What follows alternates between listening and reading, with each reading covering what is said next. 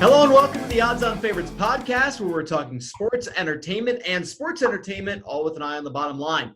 I'm Drew Goldfarb, joined by Rick Rockwell and Taylor Smith. Jump right in with news and notes, where we're taking a closer look at the biggest news of the week. We start in the NBA, of course, where at the time of recording last week, the Milwaukee Bucks and Toronto Raptors were at even 2 games apiece in the Eastern Conference Finals after back-to-back wins for Toronto to close out the series, which is actually 4 in a row. The second of which I predicted ahead of Game 5, by the way. The NBA Finals field was set. We're recording this ahead of Game 1 of the Finals, even though you're going to see this after Game 1. So let's get some Finals predictions. Does Toronto stand a chance in the series, Taylor? I definitely think they do. They won the 2 regular season meetings against Golden State. The Warriors are still without Kevin Durant, at least for Game 1, possibly longer, probably longer, I would say. DeMarcus Cousins comes back for the Warriors tonight. I'm not sure if that actually helps them. I would imagine he comes off the bench, maybe as an additional scoring presence. But, you know, I've thought all year that Toronto is a viable championship contender. I wrote in September that they should be taken seriously. I didn't expect them to beat the Bucks, but they did in impressive fashion. So, yeah, I definitely think they have a chance. They have home court advantage, which is no small thing. They have a great home crowd to begin with. Kawhi Leonard's been here before. He's one of the few players on the roster that has been in the finals and won a title.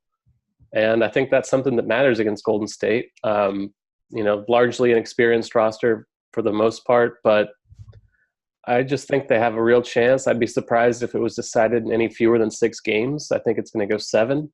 And, you know, if it goes 7, anything can happen. So, yeah, I think they have a great chance.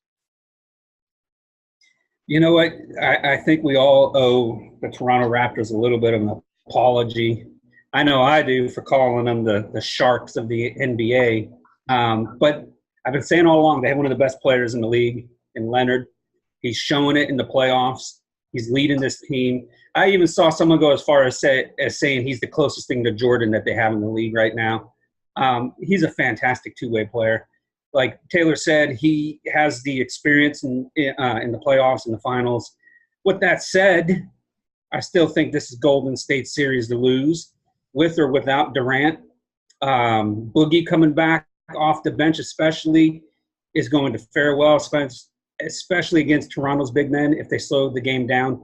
I might see 6 games, but still, it's Golden State's to win or to lose. I think they're going to win. I don't think they're going to sweep, but this is what they're built for. You know, just like with the Patriots winning the Super Bowl against the Rams, and people were like, oh, well, the Rams are explosive, or they have this and that.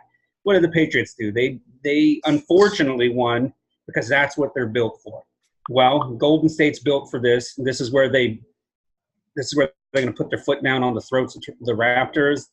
A nice story is going to come to an end. And who knows, maybe Kawhi Leonard will end up in Golden State next year. Well, I'm looking at this. Toronto impressed me. Basically, at the end of Game 5 of their series with Milwaukee, I knew that we had underestimated them. And I talked to Rick ahead of making my pick video for Game 6 because I was like, Milwaukee is still just such a good team. Like, they should still be the team that wins. But I had said before Game 4 before Game 5 rather, that if Toronto had won, that I'd have to pick them for Game 6 because they were going to be at home. And it was still tough to do that. But, yeah, we definitely underestimated the Raptors. That said, Golden State is still the best team in basketball. They have been for 5 years, and they still are right now. The Raptors are only 4-4 on the road in the postseason. They lost twice in Milwaukee. They lost twice in Philadelphia. The only time that they were that they won every game that they played on the road was against Orlando, and the 3 of us, I think, could have at least won a couple in Orlando. But I've got to think that one of the 2 games of the first 2 in Toronto will go to the Raptors. But I don't think both do. And if Toronto doesn't win both, they're going to be down 3-1 entering Game 5. And if they're down 3-1 entering Game 5, they're not winning the series. And they're going to lose it in 5 or they're going to lose it in 6. My thought is that they're going to lose it in 5, that they would win either Game 1 or Game 2 and then lose 4 out of the other 5. Lose both in Oakland and lose Game 5 in Toronto. But it's if they don't win both game 1 and game 2, they do not stand a chance. And I don't think that they stand a chance of winning both. So I would answer it with a short no, that Toronto does not stand a chance, but they are a much better team than I had anticipated or thought even a week ago at this time. So the only way that they win is winning 4-3 and winning every game in Toronto. That's the only way that they can come up with a win. Let's talk a little racing, shall we? Last week, Rick correctly predicted the winner of the Indy 500, 4 of the top 5 for that race, and last week's NASCAR race in Charlotte, the Coca-Cola 600. This week, NASCAR heads to Pocono. Nostra Rick, which driver will be picking up the win this time around? Okay, you know what? This is actually a tough track to predict here. It's a 2.5-mile track, which is one of the longer ones on the circuit for NASCAR. And it's a little bit trickier than what we just saw in Charlotte. And it's not as long in terms of laps and total miles. The Charlotte race is the longest one of the season. With that said, after looking over the odds and stuff, once again, they got Kyle Busch, Kevin Harvick up near the top, Keselowski, Logano, and all of them following behind like Norm, which has been pretty much every week. I'm having a hard time ignoring Martin Truex Jr. winning it again, and here's why. He's won this race twice in the last 4 races, and he continues to finish in the top 10 or top 5, at least in the spring Pocono race on a regular basis. When you start comparing that to what some of the other favorites are doing, these other favorites don't compare. That is the key here. But because this is Pocono, it's hard to predict and just say, like with last week, Truex was great on 1.5 mile tracks. Truex has been running well at that track over the last several years. I believe it's going to be Truex. It's hard to predict a NASCAR driver to win back-to-back races because it doesn't happen all the time. It'll happen maybe once or twice in a season, but that's about it. It's not as frequent as some people might think. So when you just come out and say he's going to win it again, the odds of that are a little bit higher than what they should be. There's a couple other sleeper drivers you got to keep an eye on for this race, like Ryan Blaney, who's won it before, and he's in the middle of the pack for betting odds. Denny Hamlin's won in Pocono 3 times. Kyle Busch has won. Kurt Busch has won a couple times. But for me, I say this with a little bit of caution. I'm throwing the caution flag here. I'm going with my boy Martin Truex Jr. to win it.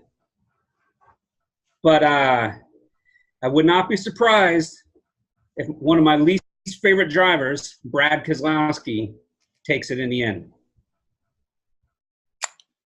You got your other boy, Ryan Newman, down here at plus 12,500. That's pretty favorable. And the mullet man, Ricky Stenhouse Jr., plus 10,000. So if you want a long shot, go there. I come back to Joey Logano. He's at plus 900. He's still second in the standings overall behind Kyle Busch.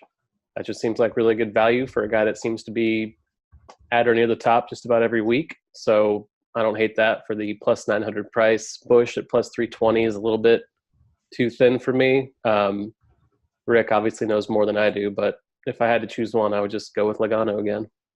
I know Logano's a good pick.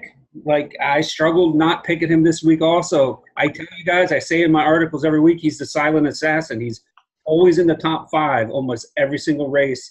It's hard to pick him to win every race, but you're always going to pick him to finish high because that's just how consistently good he is. He's the reigning champion.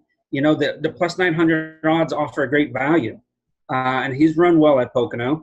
He's won there before. So he's just as good of a pick as Martin Truex Jr., in my opinion. There's a handful of drivers that can win this race. This one's a little tougher to call. An interesting point. Logano, I think, does offer that value on that. I mean, after last week's racing picks, though, I'm just going to say I agree with Rick, because if I had said that a week ago instead of saying I agree with Taylor, I would have been 2 for 2 on those races. So I'll ride the hot hand on it. I'll side with you for now. And then, we'll see in a week. So there we go. Guys were close last week. Logano finished second.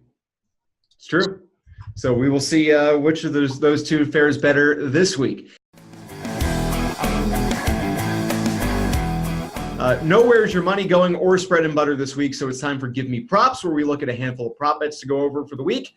let's go back to the NBA Finals, and we start with the length of the series. Ahead of the start of Game 1, betting on a 4-game sweep paid out at plus 450 odds, a 4-1 series final at plus 270, 4-2 series final at plus 180, and a 7-game series pays at plus 250 odds. We got into this a little bit in the beginning of the show, but Taylor, which of these wagers do you like the best? And by the way, if you're willing to take Toronto to win by any of these margins except for in 7 games, you can multiply the payout I mentioned by somewhere between 5 and 10 times what I was just reading. So basically, you can take that as plus 4,500 odds or so on a 4-game sweep for the Raptors if you wanted to get that in ahead of Game 1 tonight.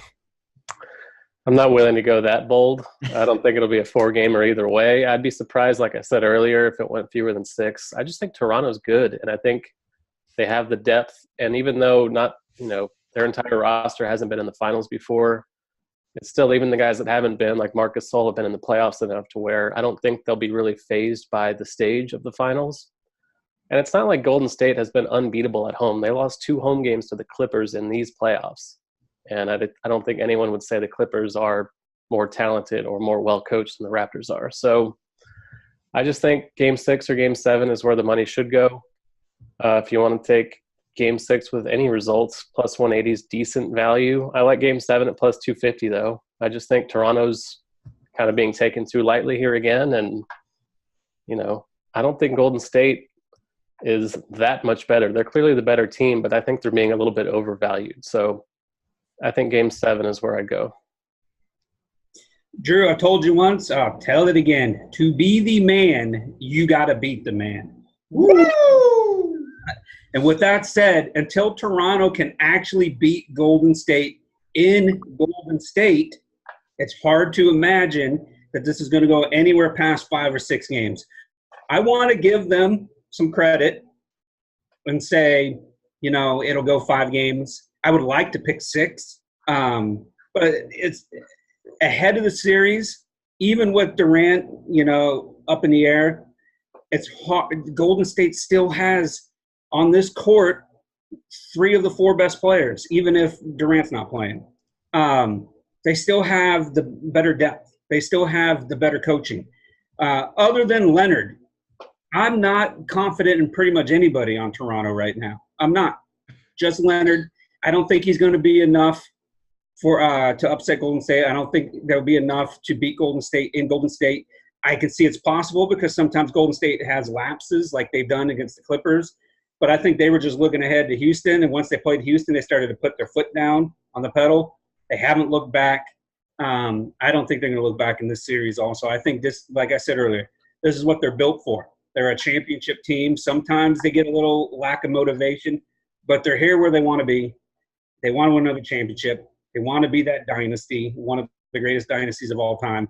And they're going to do it at Toronto's expense. Sorry, Taylor. I can't even say 6 games. I'm going 5. 5 games for Rick. And I do have to say, on Taylor's point, with the 2 home losses against the Clippers in that first round, since then, series is against Houston and Portland. Golden State is perfect in Oakland.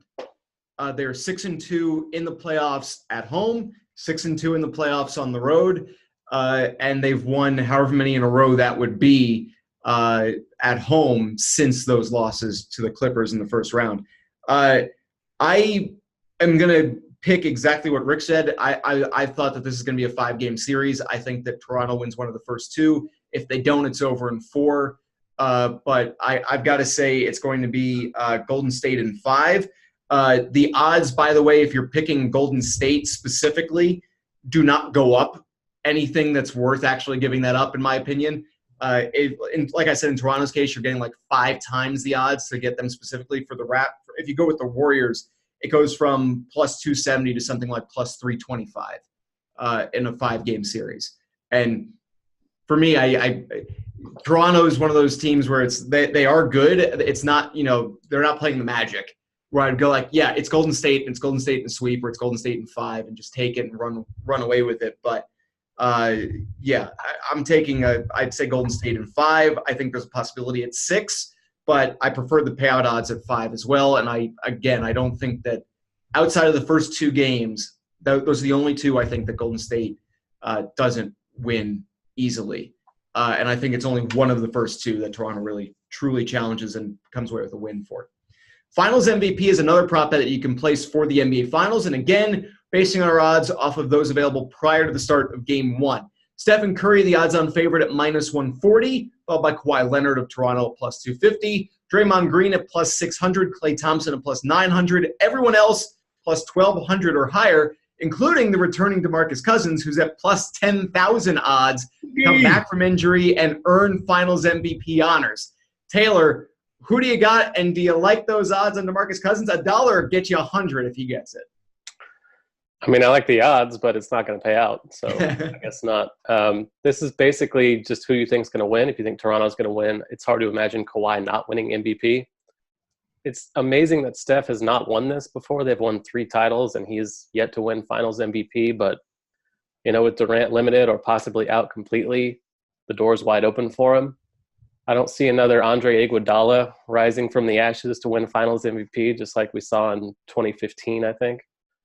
So it's pretty much Curry or Leonard. Draymond at +600 is a little interesting because he's been so awesome lately. And, since Durant went down, he's kind of become the old Draymond Green, which is basically the linchpin of the entire team. So I don't hate that, but Curry or Leonard, I like the value on Kawhi at +250 because I do think Toronto does have a chance to actually win. And if they do, obviously he's, the driving force in that. But it seems like Curry's to lose. It is Curry's to lose. The voters might see this as kind of he's grandfathered in because he's never won this before. And it's like one of the few things he's yet to actually win. So it's like, well, if they win, he's probably the reason they won. So Curry at -150, the odds aren't good at all, but I guess that's just the most likely outcome. So it's not horrible. Before I even saw the betting odds, I thought because Durant was banged up, it's going to be Steph Curry. He's the best player on that team, not named Kevin Durant. And for them to really get into their groove and flow and get that offense up and down the court, he's going to be making a lot of plays and getting his teammates involved and drawing the defense out and just everything. Honestly, it should go to Kawhi Leonard because he's going to do more than anybody else to try and keep his team competitive. And he's the best two-way player in the game, maybe other than LeBron, or maybe he is the best, or Kevin Durant. But Kawhi is easily a superstar, and everything's going to be on his shoulders for this Toronto team to succeed. I would even, it's a shame, but I would prefer to see Kawhi win it even if the Raptors lose the series because that's how much I think he's going to put on as an MVP performance. For the betting sake, yes, he gives value, but you have to go with Curry here. He's going to do the most for consistently the most for the Warriors. I would love to throw some money at Boogie. I used to be a huge Boogie fan when he was with the Kings. And I do think he's going to contribute, especially off the bench, especially if the game slows down. They'll bring him in for some offense and defense in the post and stuff, or even stretching it with his three-point shooting. But you got to go Steph Curry. There's no other option here. It's Steph Curry. Yeah, it's got to be Curry on this one, especially with him not having won a Finals MVP before. I think if this was a playoff MVP award, Leonard at +250 would have better value there. The thing is that it's very likely that Leonard, in order for Leonard to win MVP, Toronto would have to win the series. And betting on the Raptors to win the series is basically the same payout odds. And then you get coverage in the event that Toronto wins and somehow Leonard is not MVP. So Fred VanVleet, anybody. I mean, it's one of those. It might be a 0.01% chance that Toronto wins and Leonard is not the reason, but that 0.1% is still, going to be if you're getting basically the same payout odds to just bet on the team as opposed to an individual player getting the award. I think it's highly unlikely that Leonard would get a Finals MVP award in a series where his team does not win the Finals, especially if Durant is out for any number of games. But if you're looking back, I mean, if this is a 5-game series, a 6-game series, and Golden State wins, it's got to be Curry. Because even if they were to say, okay, we're going to look back to try to see there may have been more contributions earlier. Well, since Durant went down, Curry's averaged 35 points a game. He's the reason that Golden State beat Houston the way they did. He's the reason that they swept Portland the way they did. And if they win it in 6 and Durant is out for game 1 at the very least, he's going to be the reason that Golden State is in this position. So even if they look further back and they go, we're not just going to limit it to the scope of this series, they still won't give it to Leonard because it would still be Stephen Curry. It would be perhaps even for more reasons than that, it would be Stephen Curry. So I think Curry's a smart bet. And if you are thinking Leonard, I would just suggest picking the Raptors to win. Take that value there because then, like I said, it may be that 0.01% chance, but it's still basically the same odds. So let's do a Bitcoin prop bet. Rick recently published an article about a series of prop bets available for the cryptocurrency, including one where the prop bet asks the question, what price will Bitcoin be trading at on July 31st at exactly 6 p.m. Eastern Time? Options are under $7,500 for plus 200 odds, between $7,500 and $8,000 for even money, between $8,000 and $8,500 for minus 110 odds, and over $8,500 is also even money. Rick, you're the expert on Bitcoin, so let's turn to you first. Just before we even started recording, Bitcoin shot up to over 9,000 and then dropped back down to 8,500 like that. It was within a matter of minutes. That is how volatile this thing is right now. That's why when you're looking at a specific price point 2 months from now, if you could predict that, you'd be a crypto billionaire. It's pretty much what will happen. You will be a crypto billionaire. I wish I could predict that. So with that said, and I put this in my article, the two options in the middle of between 7,500 and basically 8,500, that range there. So 7,500 to 8,000, 8,000, 8,500. It can go in that range just on that day alone. It can go shoot up and down like that.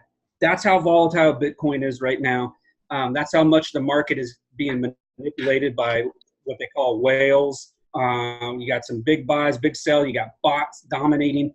It's the Wild West of investments right now, and you have to be careful. First, and let me put it this way too: I'm not a financial investor or advisor. I'm not advising you how to invest your money. I'm just doing a prop bet. And with that said, to me, what makes the most sense is either under 7,500 or over 8,500. Right now, if you're looking at the market and it stays about the same, over 8,500 is a safe bet. But most of the analysts, most of the experts believe we're going to have a market correction here sooner than later. And you're going to have it to where the market drops down significantly with the sell-offs, with whatever other manipulations are going on. And with that said, I feel the safest bet right now would be under $7,500.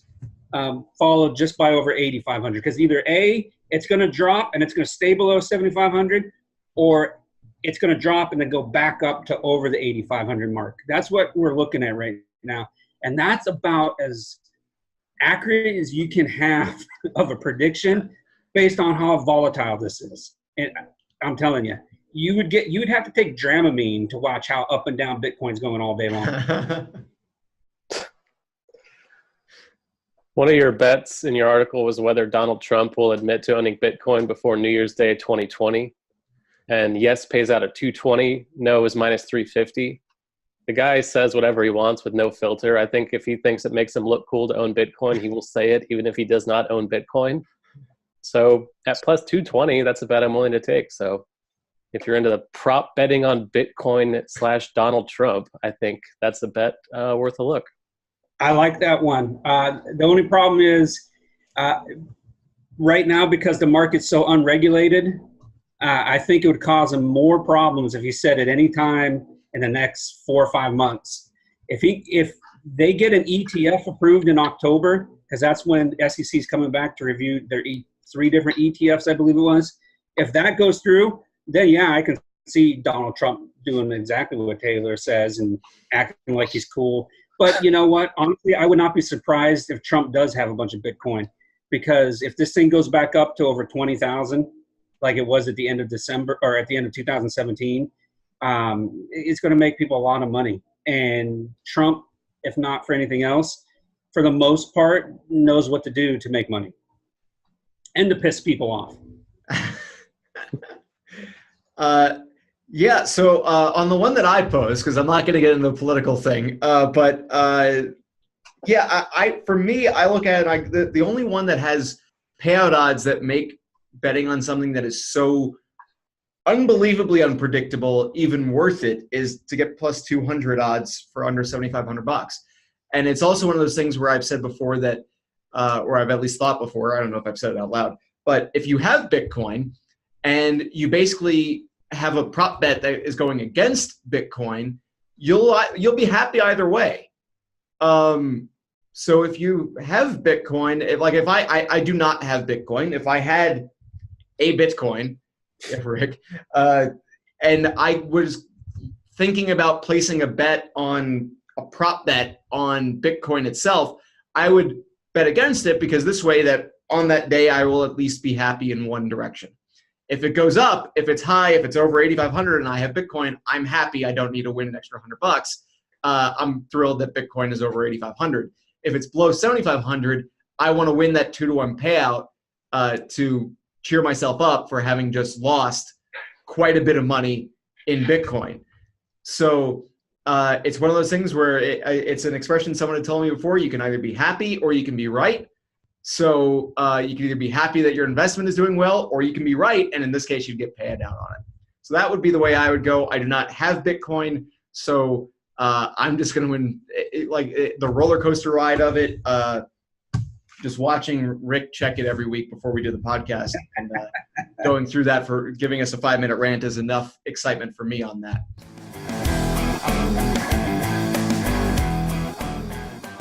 Everyone loves some easy money, though. So, Taylor, what's your easy money lock of the week, and is it Bitcoin? Surprisingly not. I am not going back to the Bitcoin well. I know you guys expected me to, but I had to throw you a curveball. We have the Champions League final on Saturday, Liverpool and Tottenham. The over-under is 2.5 goals. These teams played twice during the Premier League season. Both scores were 2-1 in favor of Liverpool.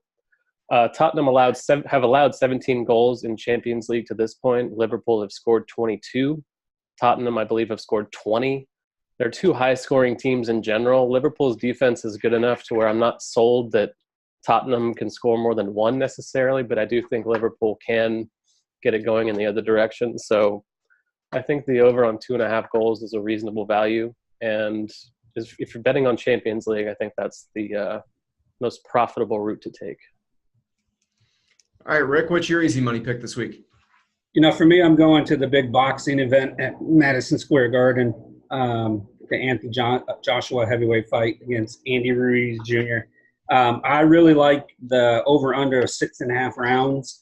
Ruiz has never been stopped before, and even though Joshua has won 21 of his 22 fights by TKO or KO, his biggest challenges – basically, I think it was 4 of his last 5 fights were his biggest challenges, toughest opponents. They all went above the 6.5 mark.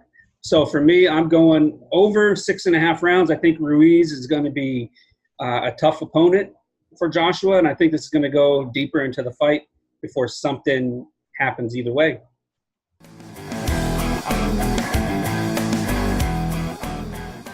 All right, well, the opposite of that is clear as mud, the game, fight, or event that seems so unpredictable that we're keeping clear away from any betting on it. Rick, what's your pick for this week? We're going back to Pocono, and we're going Kevin Harvick. I'm sorry, Harvick. You're a great driver, but to be the second odds-on favorite for this race, having not won a race at all at this track, and having not won a race this year as of yet, after winning 8 last year and being one of the best drivers last year and still considered one of the top 3 drivers this year, I don't like those odds at all. I think he's, like Taylor says, overvalued. I think it's a trap. I would stay away from Harvick. And what's funny is he'll probably win this week just because I said that. Well, Taylor, are you just turning back to the Stanley Cup final? We're got one series left. Is that your clear as mud again? Yeah, I'm kind of worried for when hockey's over. I'm not going to have anything to say in this segment. But right now I see the Blues at plus 110 to win the Stanley Cup, Boston minus 130. With St. Louis winning in overtime in Game 2, I'm a little bit less bullish on the Bruins, but I have felt the whole time that they are the most likely winner here. The odds still reflect that.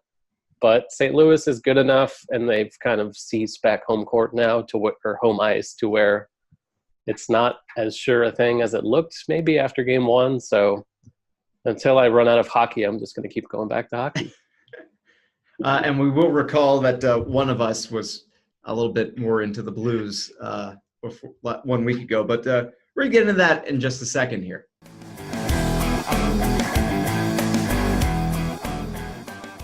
It's that time of the podcast where I make sure no insurance company would dare insure my vocal cords, all because it's time for Show Me the Money! Lines, where we look ahead to this weekend's games and events and their current money lines. The Boston Bruins and St. Louis Blues have played 2 games of their series. Boston won the first game at home. Blues won the second game on the road last night. Game 3 favors St. Louis to win in St. Louis at minus 125 on the payout, with the underdog Bruins listing at plus 105. Taylor, who takes home the win in Game 3 and takes that 2-1 series lead? I mean, I think St. Louis obviously has the better chance to win, but in an evenly matched series like this, I always feel more inclined to just take the value. And, we saw last night in Game 2 that anything can happen. So Boston at plus 105 looks pretty good to me, since I think they're probably the better team and will probably win the series anyway. I imagine they'll win a game in St. Louis at least, so why not Game 3? Game 3 at home is always kind of unpredictable.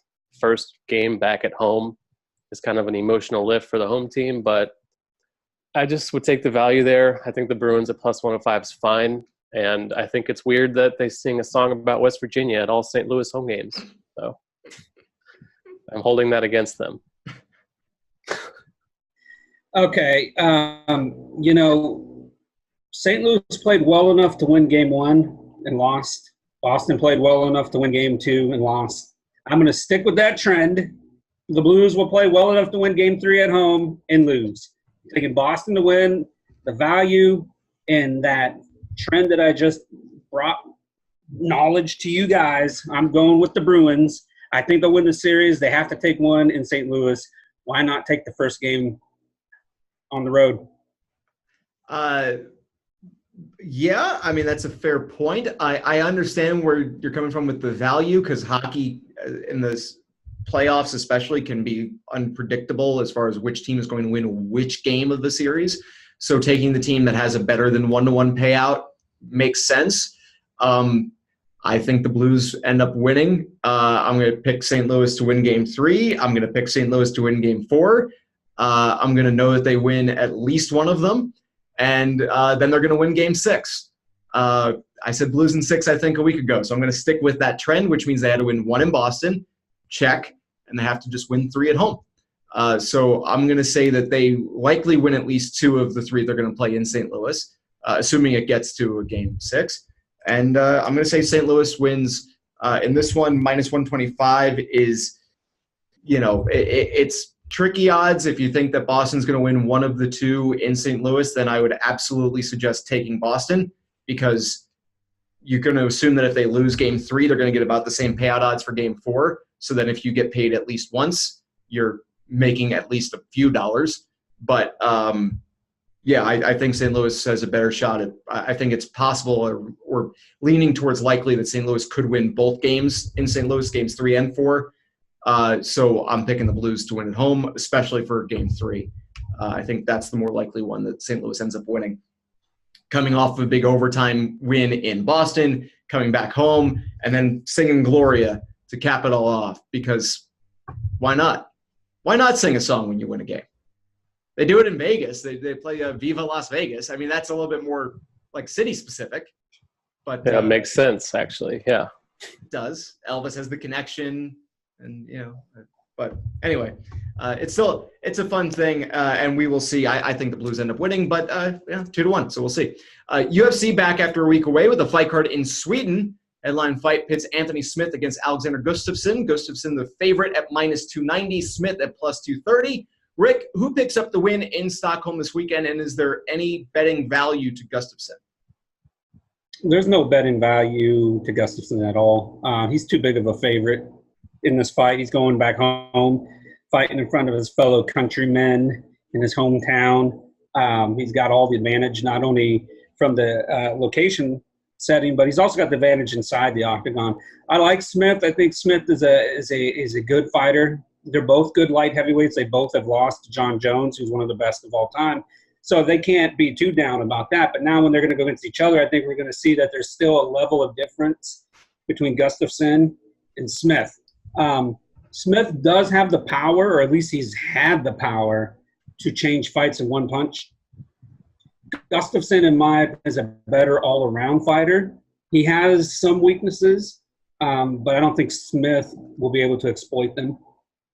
So with that said, I really like Gustafsson in this fight at home in front of all his, friends and family and everything else that they do in Sweden. I'm going with him to win. There's no value there. And there's other opportunities on the card for taking a flyer. I wouldn't even take a flyer on Smith. As much as I'd like to pick my cousin Anthony Smith to win the fight in Sweden, the odds are just too unfavorable. It is interesting at plus 230. That's closer than some of the other odds we've talked about, but I'm just going to side with my man Rick and take Gustafsson as the home team in Sweden.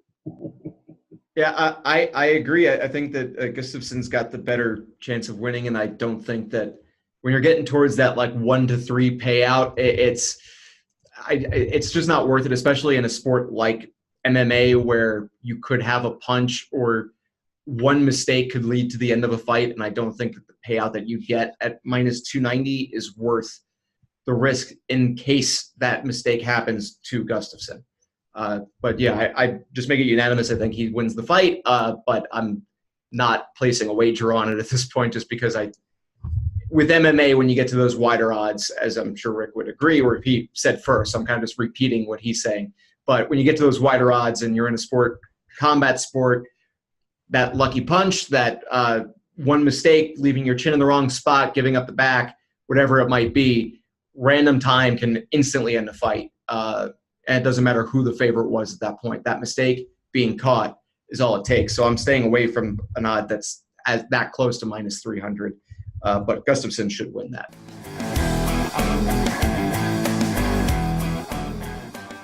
We're at the time of the podcast for my favorite segment of the week, and that is what we just call Whoops. This is our chance to come clean about something we projected, predicted, or pushed that we were really, really wrong about, and to explain ourselves. I'm going to go first to get us going, and that is going to go back to the payoff that Rick and I did last week. And this is a whoops that I'm going to take and also bear his burden on it, because we both picked this, but I kind of persuaded him to my side. That was the match between the Young Bucks and then Pentagon Jr. and Ray Phoenix. The logic I had going in was that, okay, the Young Bucks and Cody were the guys who founded it. Cody is not losing to Dustin. Was right about that. We both were.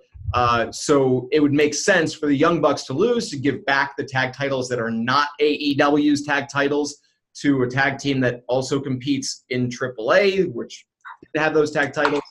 But they wanted to get the Young Bucks to go over the top and win. So the three founders of AEW all won on the debut pay-per-view.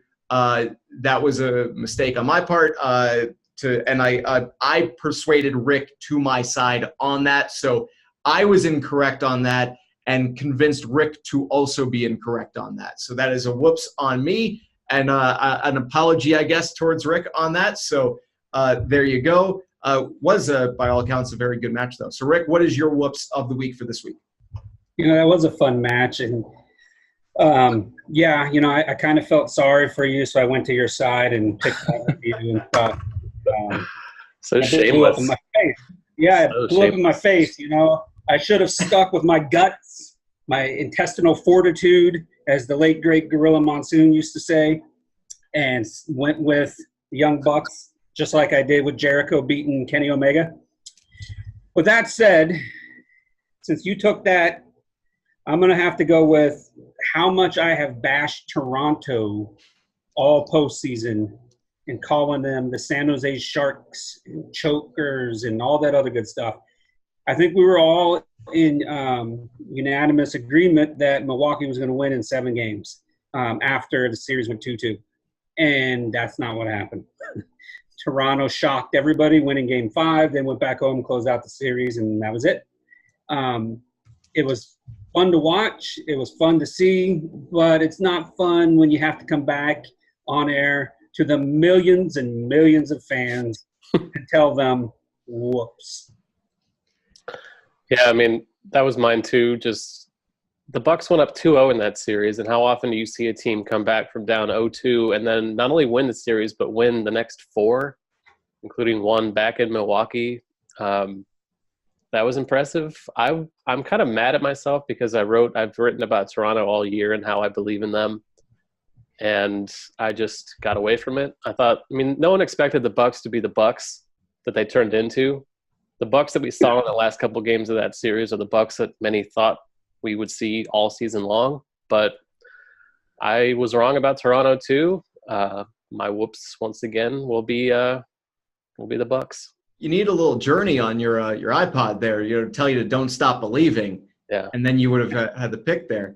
I like when your guys' whoops trumps my whoops. That makes me feel better. But yeah, I got to pour a little bit more on Taylor here because I remember we did a podcast last year and he talked about Toronto and he was very confident and just all that stuff. He was right there with Drake. He was right there with Drake for the Raptors.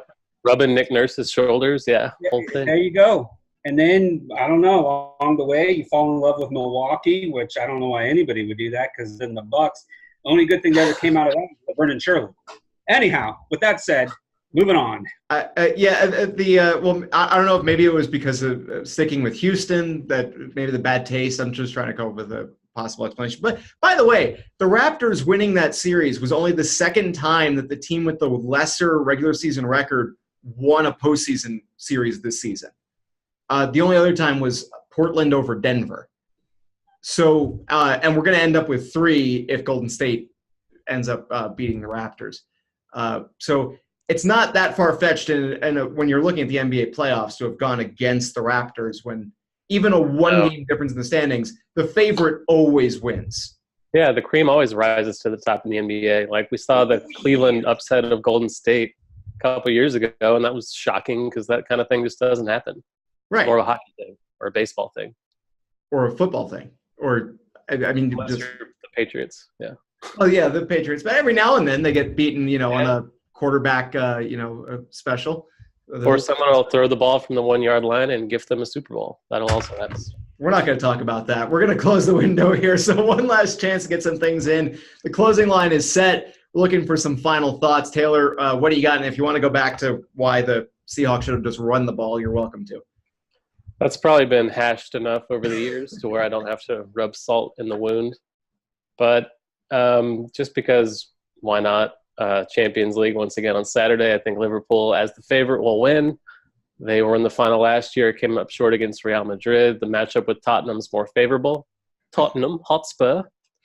And I think this is the year they actually do it. So Liverpool's going to win a trophy finally. Can mark it down, and this could be my whoops in a few days. Rick, go for the closing line. This is going to be a little bit different, but first of all, hold on. Let me get to this. I got too many things to say. I'm going to pick 2. Okay, I'm just going to pick 2. Okay. One is because we didn't get to talk about it today because it's actually going to finish before we air, which is the National Spelling Bee. We talked about it last week. It's exciting. One of the things in the article I wrote, the preview, the research that I did, because I don't just make whimsical picks. I do research. I crunch the numbers. And in crunching the numbers for the spelling bee, I realize there's a huge advantage for the older kids. Do you know that it's from ages 7 to 15? Nobody under the age of 11 has won this tournament, this competition ever. Ever. Do you realize you have 7-year-olds in there with 15-year-olds spelling? I mean, how is that fair? Okay. They have a double the lifetime advantage. Exactly. You got 8th graders versus high school. First graders. Yeah, you have first graders versus 8th graders. It's ridiculous. With that said, Texas has the most wins of all time. Texas has the most contestants this year. So there's a good chance a Texan's going to win the spelling bee again. I just gave Taylor a shout out there, being from Texas. And I'm rooting for a boy to win. There you go. I'm rooting for a boy to win, okay? You know what? The girls will still have the advantage. Boys got to close the gap all time. I went with the boy to win. I'm picking a boy to win. Hopefully the boys represent. Now, before I finish closing, we talked about Game of Thrones to death, and rightfully so, even though the series finale was terrible. We have an epic HBO movie coming out Friday night. Epic. Deadwood returns for the first time in 13 years. I binge watched the show again just to get fired up for this. I am making plans to travel to Deadwood just so I can go to some of their graves and their haunted hotels and the sights and sounds of this TV show. I am so fired up for this movie. I can't wait. I can't sleep. I can't do anything but Deadwood. Well, but Deadwood and the podcast, and also This Week in Pro Combat and Combat Sports, which we'll be doing, that'll be out as well. I'll share that on the Odds On Favorites YouTube channel. And also talk about a little wrestling, because we'll be doing that. Wrestling. We'll be talking about that on Friday, ahead of the NXT show. Yeah, I you know what? Just bringing up wrestling really quick. Just because I know how much Taylor loves it, because this is kind of when I get to talk about golf, just to make sure Rick shudders a little bit. AEW's show Double or Nothing, major success in Las Vegas, fantastic product in ring. They've got the TV deal coming out later this year. NXT is coming up this weekend. We are 3 weekends in a row where we have had amazing professional wrestling to watch, and this is a very lucky stretch of time, because Money in the Bank, whether or not you loved the way that it closed out or even the outcome of the shows, to go from Money in the Bank to AEW's debut show, where you knew at least going in that there were going to be a handful of matches that were going to be outstanding, and then there were matches beyond that should have been and were. And then to go from that into an NXT TakeOver special, the 25th NXT TakeOver. 3-week stretches like that do not happen in wrestling, where you get one after the next after the next. And what I would say is that because so many people think that after AEW's one show, we are back in the Monday Night War, even though AEW's show is not going to be on Monday nights. They're not going head-to-head because they're not as dumb as Impact Wrestling was however many years back when they destroyed their own company doing that. What I would say is that if you are a wrestling fan, you should be a fan of both doing well. You should want AEW to spark better wrestling in-ring and better storylines from WWE, and you should want improved storytelling in WWE and what they do to influence AEW and the ability to create characters that are larger than life. So I hope that after what AEW managed to do, that we have less of the random pettiness of either thinking that AEW is already the top brand, or, for instance, I don't know, smashing a throne that is very much a symbol of the other brand. Competition's fantastic, but as a fan, you should be loving both sides in competition. You can watch one more than the other. You could say that this is a better product than the other, but if both succeed, it's better for the wrestlers themselves. It's better for your viewing abilities because you will have 3 shows a week to watch instead of 1, and it means we get twice as many shows. So we had 3 in 3 weeks, all which should be at least a vast majority of which should be fantastic wrestling to watch.